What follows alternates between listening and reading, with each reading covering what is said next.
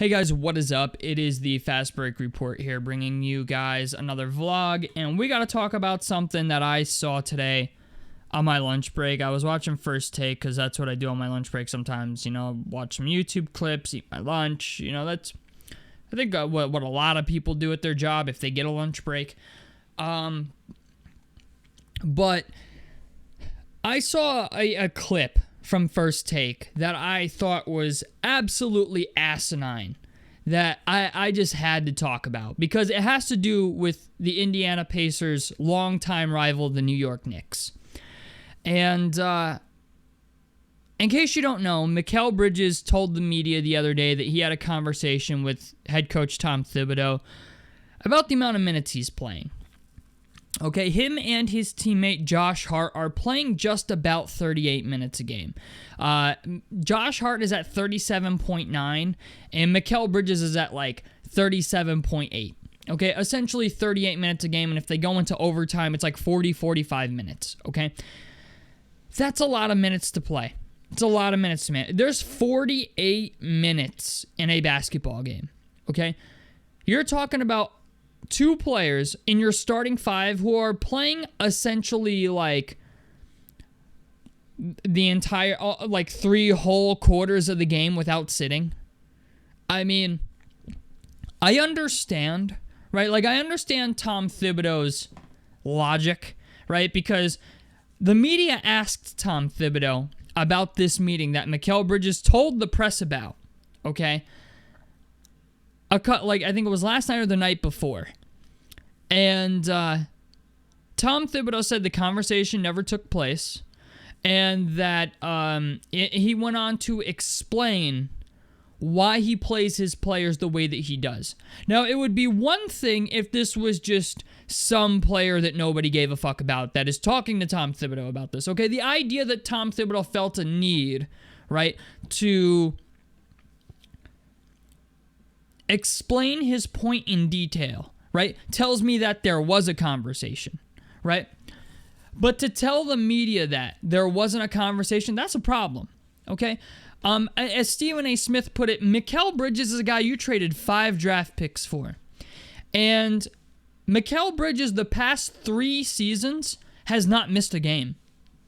If you look at his past 3 years, it's 82, 82, 83, okay? I think they had like a play-in game or something he played in or something like that. But it's just the idea, this motherfucker does not miss games. Mikal Bridges plays regardless. He's literally like one of the most available players in the NBA when it comes to health. All right? This dude does not complain about anything. We've never heard him complain about anything. But when he comes out and tells the fucking press that, like, hey, had a conversation with Coach about all the minutes I'm playing and the toll it takes on my body, and then Coach comes out and is like, nah, that conversation never took place. It's a bad look for Tom Thibodeau, man.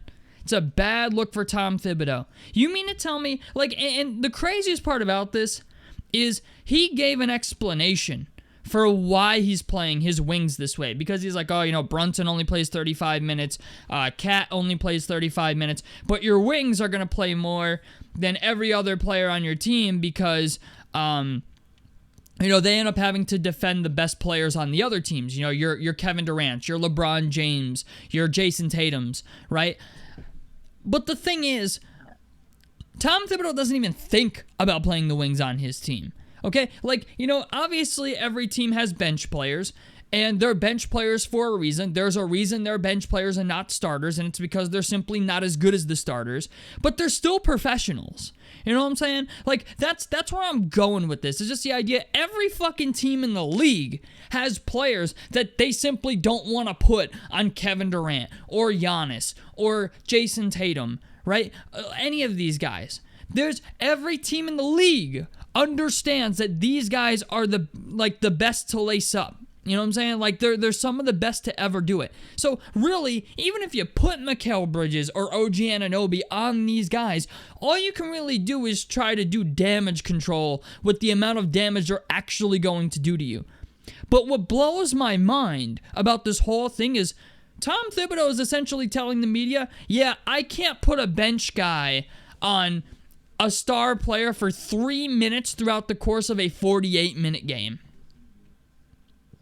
That is fucking asinine to me. I'm sorry, I've heard a lot of really dumb arguments, but that to me, it just goes to show that Tom Thibodeau is set in his ways. And if Mikal Bridges is telling you something, right? Like, hey, my body is like, I can't keep doing this. The playoffs start in what, a month almost?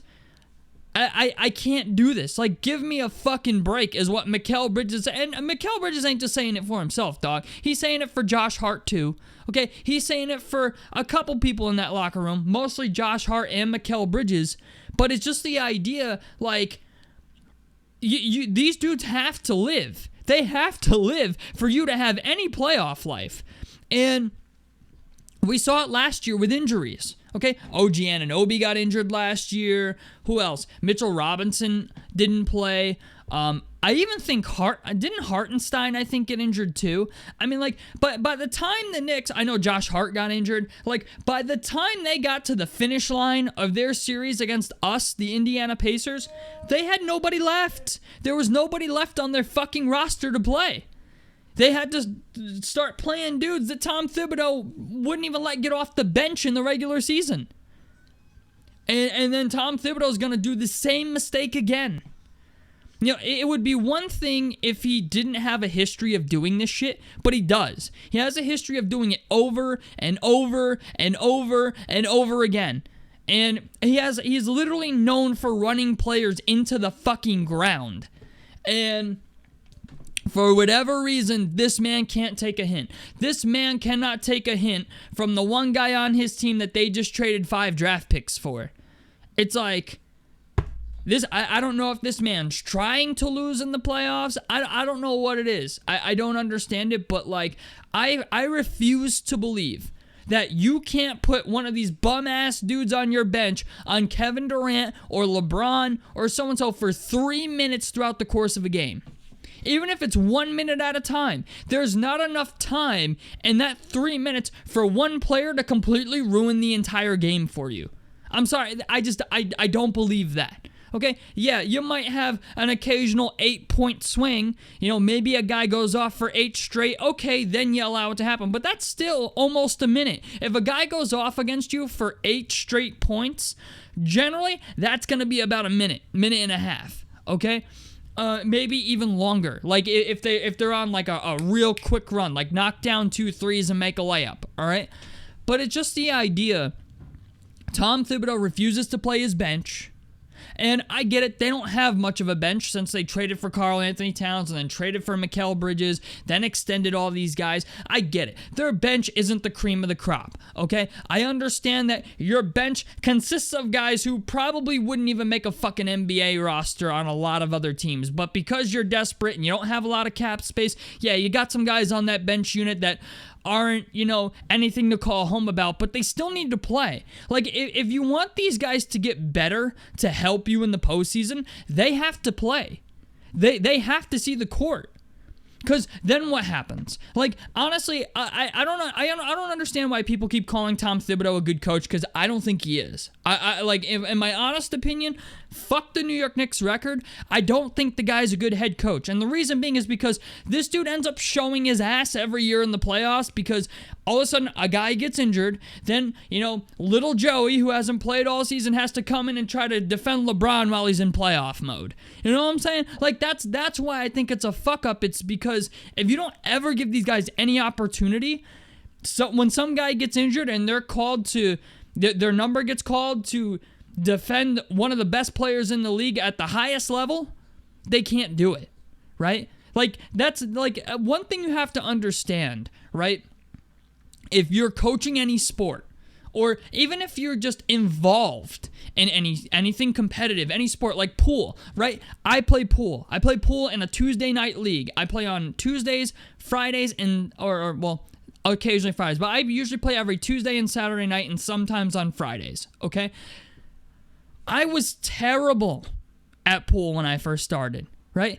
And my record really ain't that great, okay? But the thing is, my team captain understood that I could be really good if he just plays me a lot. and teaches me shit, right? All of a sudden, I became one of the better players on my fucking team. Why? Because I got the experience. And that's what matters in anything competitive, is the experience. If you don't ever get the experience, you're never going to be good at it.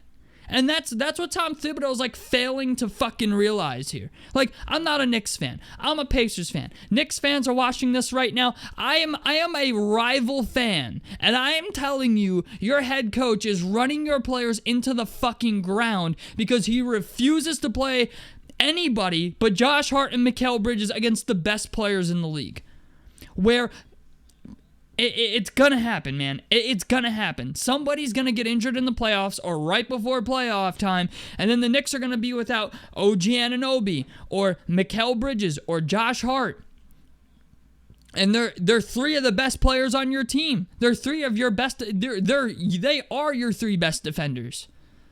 And he's gonna run them into the fucking ground. OG Anunoby has not been a moniker of health since he entered the NBA. He just has. Dude gets injured all the fucking time. So what's like, granted, OG Anunoby doesn't play as many minutes as Mikal Bridges and Josh Hart do. But the fact of the matter is, at the end of the day, these guys are still playing every fucking minute of overtime. So if you have an overtime game, you're not playing 38 minutes, you're playing like 45. Two guys played the entire fucking, like an entire regular season game if the game goes to overtime. So, I don't know, man. You know what? I just don't understand why this man can't take a hint. I just don't. Like, if you're Tom Thibodeau, like, the best time to do it is, like, in the beginning of the season, I think. Like, where like, you have a chance to turn around, it's better to do it early, get it out of the way, than to do it at the end of the season. And Thibs just refuses to fucking do it. I don't know why. Thibs just refuses to do it. And then when players get injured, when the Knicks lose in the playoffs, everybody looks around. Tom Thibodeau's going, I don't know what the fuck happened.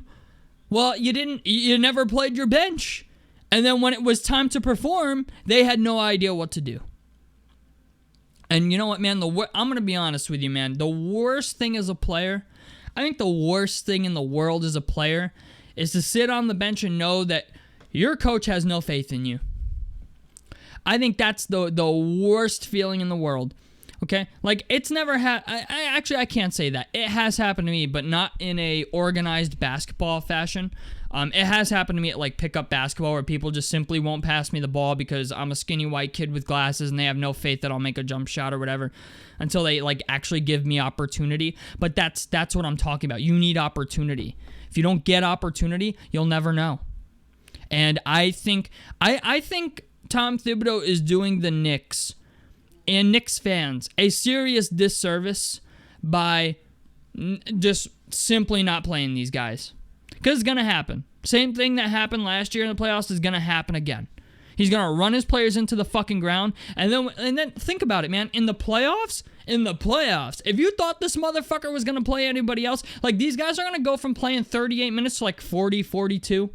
Isn't that what happened with Josh Hart last year? Josh Hart was only averaging like 35 minutes a game. Then the playoffs came and so all of a sudden it was like 40, 41. You're talking about a motherfucker who's playing essentially the entire game. That same thing is going to happen to Mikal Bridges. It's going to happen to Josh Hart again. And at some point, right, at some point, I would think you would have to say enough is enough. But not Tom Thibodeau. Not Tom Thibodeau. Tom Thibodeau thinks he knows best. And I hate to say it, man. I really do. But, like, I really think he's going to run this team into the fucking ground.